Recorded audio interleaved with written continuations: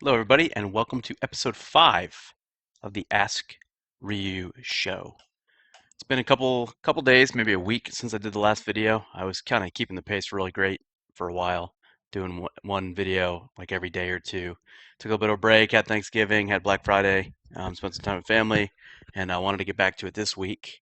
I've got a couple of good questions today. One on playing more aggressively, one on how you set up executes when you're adding kind of set plays or set executes for your team, and then also the best way to recruit and try people out.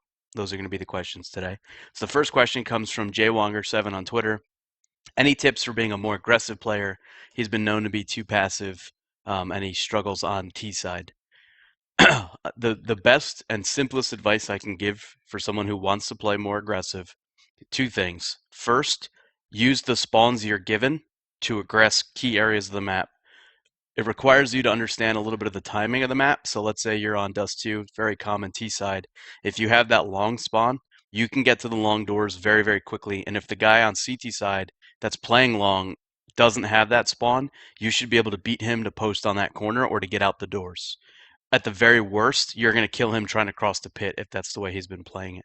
So one very important and key thing that I would strongly suggest if you're trying to play more aggressive, especially on T side, is to take the spawns that you're given and maximize them to the point of, I would even say, if you, even if you're not a great op, if you can take an op to a position that you can post on using the timing of a good spawn, it's very, very easy to get those picks a lot of times if you get to the corner first, because then you're basically playing like a CT with an op, right? You're holding an angle, waiting for someone to step into it. And if you do that with the right spawn, the right timing, it should be a kill, 80, 90% of the time, unless somebody just hits a really miraculous shot on you, or maybe shoulder peaks and you're not expecting it.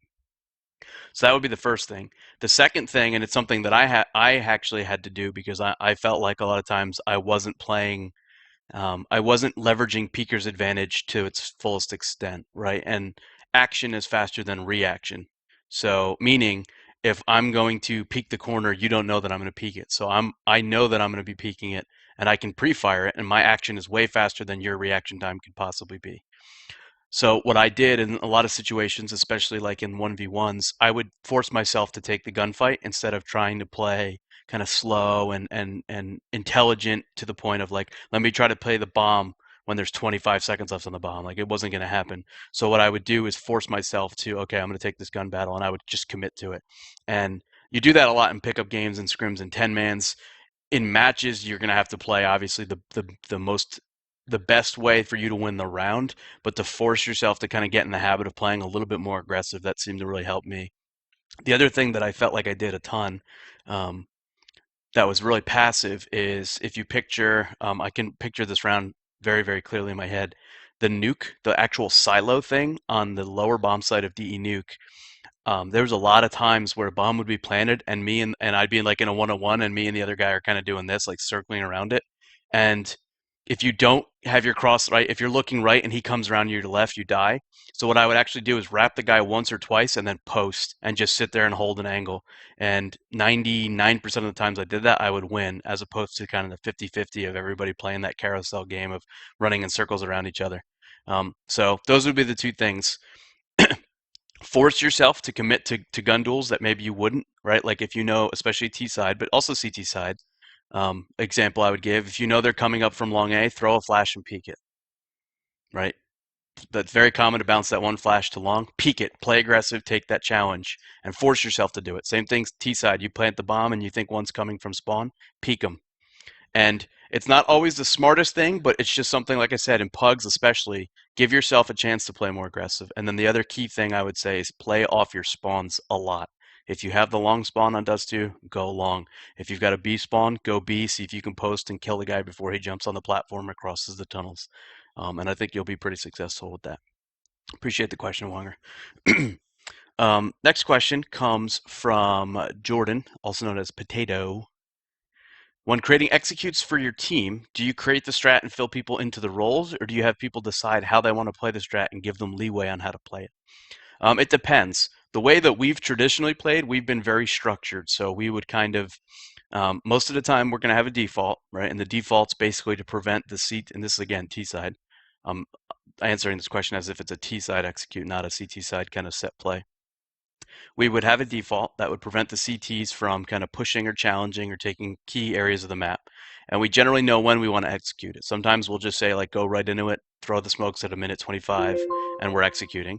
Sometimes it'll be, all right, let's hold default and we're going to go with about 40 seconds left, right? So you need to know the timing of it.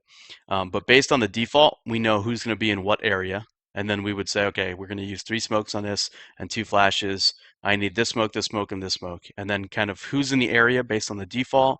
And then also the roles are going to be. So for our team, especially last season, there was very few executes where Uber threw any grenades, maybe a flash. And the reason for that was he's our entry guy. We want him gun out and we want him going first.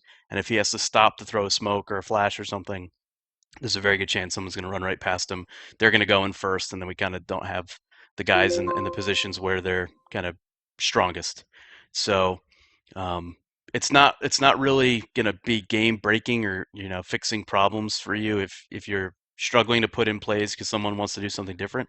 You can play pretty loose. A lot of teams do that successfully, but most of the time it's you want to show where the smokes land, where the smokes get lined up and thrown from, and then you can just say, okay, like Jim, you throw that one, Peter, you throw this one, Bob, you throw that one. I'm going to throw this flash, and then you kind of dry run it a couple times to get a feel for it. Um, I would recommend you do it off of a default though, because you don't want, especially if it's late, right? You don't want to throw an execute at 50 seconds and have had no presence anywhere else on the map because there's a good chance against certain teams, they're going to be challenging and maybe flanking at that point in the round. So appreciate the question though, Potato. Hopefully that helped answer that for you. And this one comes from Darth Batman 23 on Twitter. What is the best way to recruit and try people out for a team? I would say that this is pretty much the same way you try people out for anything in life, right? For a job, for kind of maybe it's a girl you want to date, right? You have kind of set criteria of things that you're looking for, right? So I would start with that before you even pick someone to try out. I would start with number one, what am I looking for, right? Make a list. Take your pen. You guys can't see me doing the. I don't think people write anymore. Everybody types, so maybe I'll do this. One, needs to be a good communicator, right? Needs to be an op. We need an op because our team doesn't have one. Or maybe we need a hybrid because we want to double up on some maps. They need to be 18 years old or older. They need to have a mic. They need to have 1 year of experience. And start with that. Start with your basic list of requirements, because then right there you're going to filter like 90% of the people that are going to apply to try out for your team. And then the way that you try them out is you put them with someone that you feel like they'll be paired with often, right? So let's say the guy that plays bomb site B on Dust 2, you pair him with them, right? And those two are kind of responsible for B and then defending the mid to B.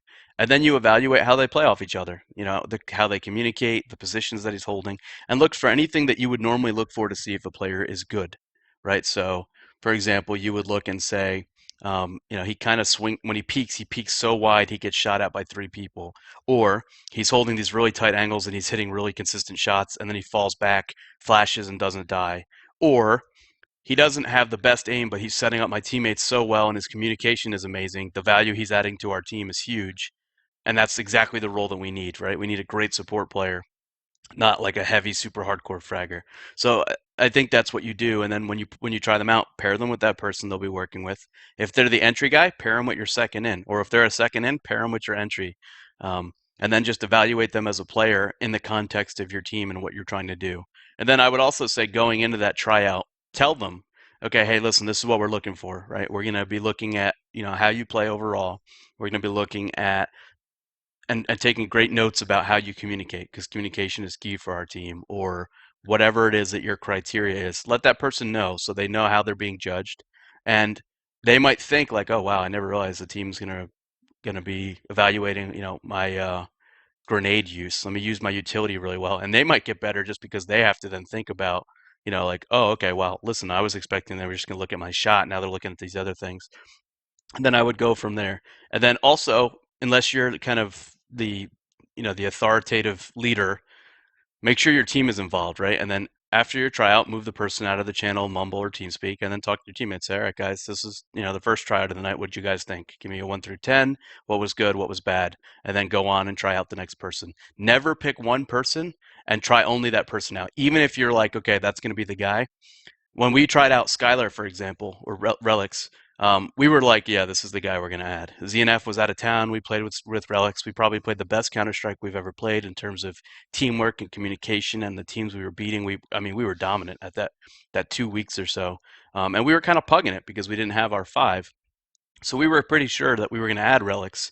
And what we did is we tried out 2 or 3 other people anyway. Just because you get a really good compare and contrast, you get to see like, okay, well, listen, Skylar's definitely better than this guy at X, Y, or Z. But I actually really liked the way that that guy did this thing. And it's just like getting experience, right? The more experience you get, the better. Excuse me, the better. So make a list of criteria first. Find someone that matches it.